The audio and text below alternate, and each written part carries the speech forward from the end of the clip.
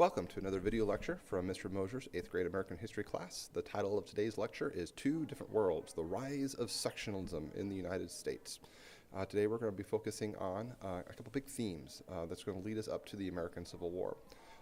We're getting to one of my favorite topics in American history, the U.S. Civil War, where the country is going to be separated and divided and fight a horrible, tragic war that's going to last for 5 years and lead to the deaths of almost 600 to 700,000 Americans.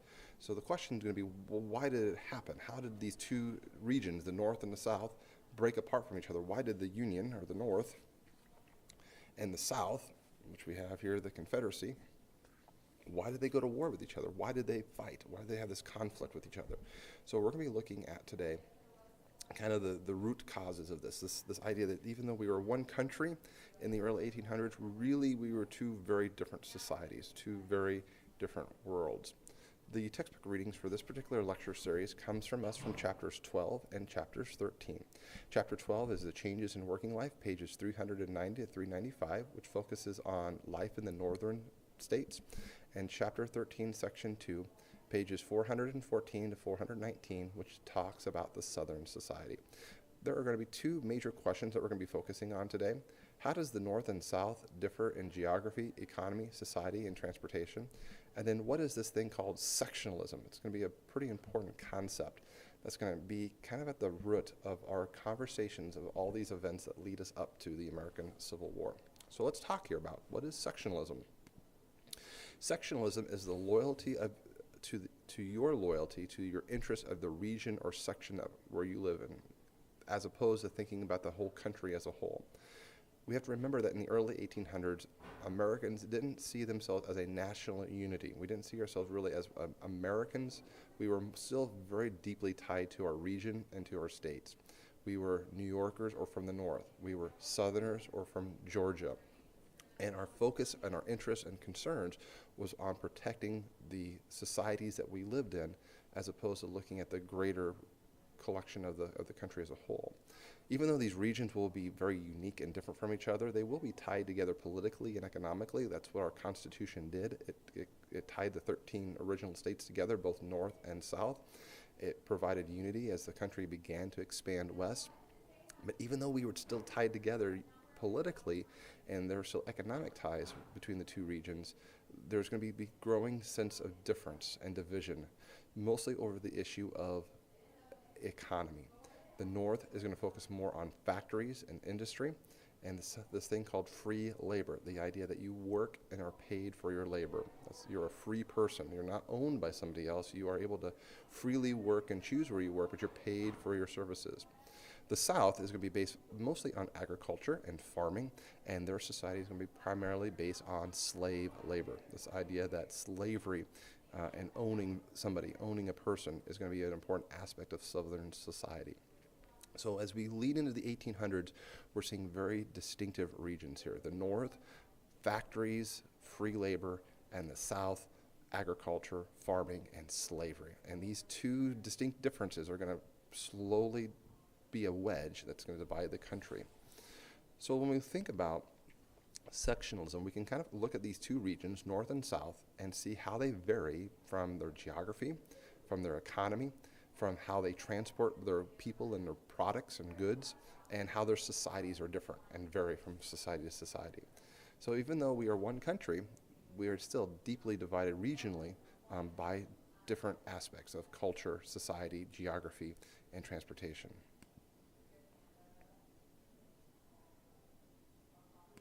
So what was the climate? What was the geography like for the North? Well, for us living in Nebraska, we're pretty used to this northern climate. Very distinctive seasons. We have a spring, a summer, a fall, and a winter. It's pretty warm in the summer, but it gets downright cold and wintry and snowy in the winter months. Because of this climate, we have a very short window for growing crops. We have to plant our crops in the spring, and we have to be able to harvest those in the fall. We can't grow crops year-round. In a lot of these northern states, they had some rocky soil, especially along the coastlines in places like Massachusetts and Maine and Rhode Island and Connecticut. Not really great places to grow crops, mostly good ports for shipping and sending goods overseas through trade. But you did have some places in the middle original colonies, like places like New Jersey, Pennsylvania, and New York, that did have pretty good soil, rolling hills for growing crops like wheat and corn in that particular region of the country. But even though there was some agriculture in the north, because of the climate and the geography, it's going to be more geared towards trade and manufacturing. What was the geography like in the South? Well, the South is very different than the North. In the South, especially in the deeper parts of the South, closer to the Gulf Coast, you have very limited winters. It's mild, it doesn't get too often below freezing. The summers are hot, they're humid. There's a lot of rainfall that occurs in the South, so the soil is very fertile, a lot of plant matter and nutrients. That makes it great for growing plants. And you have pretty broad, flat rivers that are going to be very easy to navigate for transportation, that are very free ways of transporting people and supplies throughout some of these southern states. So where the North was more cold and rocky and geography really set up for manufacturing and transportation, the South is going to be set up perfectly for agriculture, for the growing of crops. What was the economy and transportation like in the North? Well, the economy in the North is based on this idea of manufacturing, the production, mass production of goods in the use of factories. There are some pretty major technological advancements that occur in the 1800s, primarily the steam engine. This is going to revolutionize the mass production of goods. Instead of being able to hand make all your products, you can use machines through industrialization to mass produce products. And with a steam engine, you can now do this faster and more efficient. So factories begin really taking shape and taking form in the northern states in the early 1800s. And in these factories, you have an ample supply of cheap labor. Not slave labor, but cheap labor. Immigrants from Germany and Ireland who moved to the United States throughout the early 1800s that are looking for jobs will be hired in these factories and will provide the labor force for these early factories to really grow and develop. In the north, there's not a lot of navigable rivers. There are a few. So some northerners had to actually make their own rivers, and we call those canals. The most famously was the Erie Canal, which connected Albany, New York to Buffalo, New York. It kind of connected two major industrial and agricultural centers of New York. Steamboats with the steam engine become very, very useful. As you kind of see in the photograph here with the factory, you see the steamboats transporting products and supplies and resources up and down the river. And in the north, railroads are going to become very, very important. And in fact, many northern states are going to greatly invest in the building of railroads and railroad tracks. So when we think about the north, more of an industrial society, more of an industrial economy, and transportation of railroads and canals and steamboats are going to be really a unique characteristic of these northern states. If you didn't get a chance to see the video of the industrial textile factories in the north from the Story of Us video we watched in class, I would definitely encourage you to do so. It can be found on U.S. History Videos on demand. It does a great job of kind of illustrating how these textile factories in the north operated and how they were tied to the south. So even though the north is distinctively different than the south, there are still economic ties. The raw goods of cotton that the South is going to grow is going to drive these textile factories that will make these northern factories be profitable and make lots of money and employ all these workers.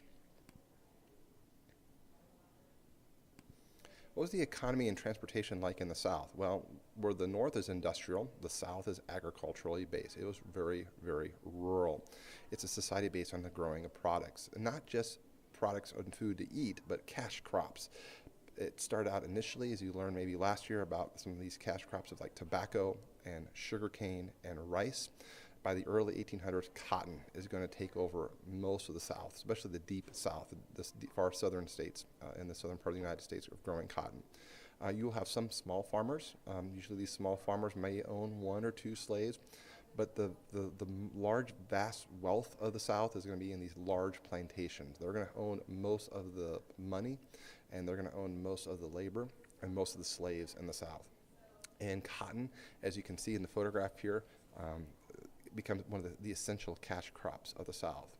Well, where the North kind of invested in transportation because there wasn't really good rivers to use and navigate in the North, the South didn't have that problem. They had great navigable rivers, rivers like the mighty Mississippi River, a very slow, large moving river that makes it very easy to transport goods and supplies up and down the river. So steamboats are used in the South in transportation, but we don't see a lot of railroads in the South.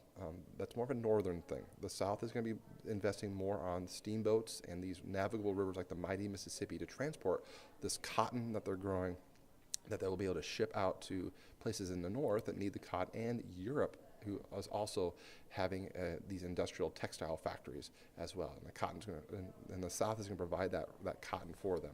So the South is a lot more agriculturally based and based on this thing of slavery, slave labor.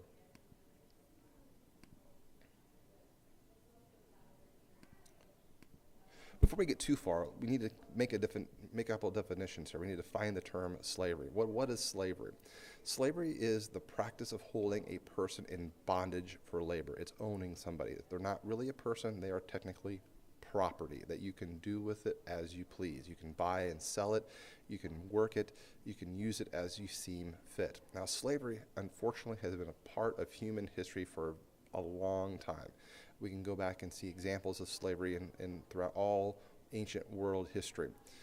But the slavery that develops in the U.S. is a little bit different. It is a slave society based upon primarily racial attitudes and using of that of African slaves as their slave labor force. And so throughout as early as the 1600s, slaves from Africa were brought over to the New World, Brazil, South America, the Caribbean islands, and the United States too. Now, all original 13 colonies were originally part of the British Empire, and they had brought slaves with them. But by the time we get into the 1800s, slavery is becoming more and more of a southern system, not so much in the north. We're going to see the north focusing more on free labor, working and being paid and working in these factories, as opposed to slave labor, owning somebody else in the south. And so the southern society is going to be really rooted in this idea of slavery, owning a person and using that person for their labor to harvest and tend all these cash crops that are growing in the south.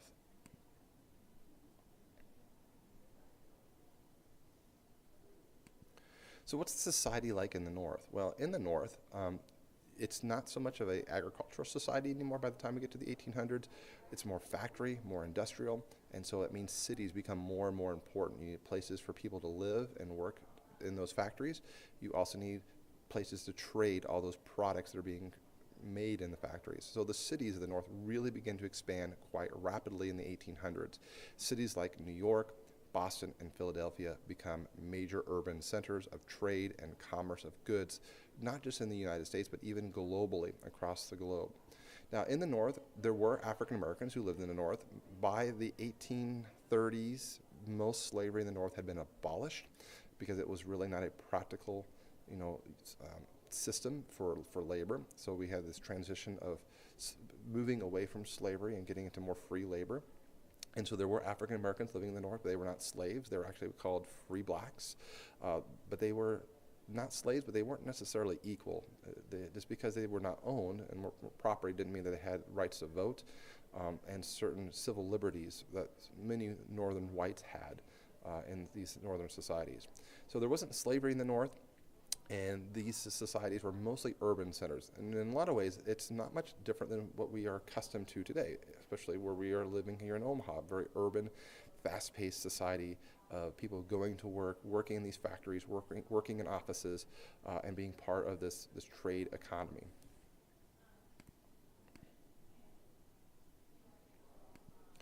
The South, very different society. It's agriculturally based. It is an agrarian society. And this is where we see small-time farmers farming patches of crops for like cash crops of tobacco or cotton. But we're also seeing the dominance of these very super rich farmers who live on these plantations. These are mega farms that have hundreds and hundreds of acres of land that they own, and hundreds, if not thousands, of slaves that they own that work those fields. So we think about this southern society.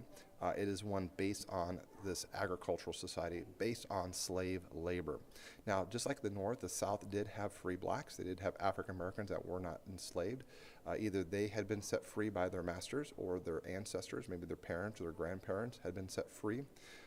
And so they weren't owned, they weren't property, but like the Northerners, Northern free blacks, they worked as craftsmen, servants, and laborers, but they didn't have necessarily equal rights as well. They weren't guaranteed the right to vote, serve on juries, and have those civil liberties, those civil protections. Most of the slaves in the South were based upon this idea of slave labor, and most of the slaves were owned by these very wealthy plantation owners. In fact, the South really becomes a very, very strong slave society. Even those who didn't own slaves knew that slavery was the driving force of the South's economy. The whole system relied on this labor. And in fact, really only 1 out of 3 Southerners actually owned slaves. So of all the Southerners in the South, really only about 385,000 people actually owned slaves. But even if you didn't own slaves in the South, you knew that slave labor was a very important part of this system.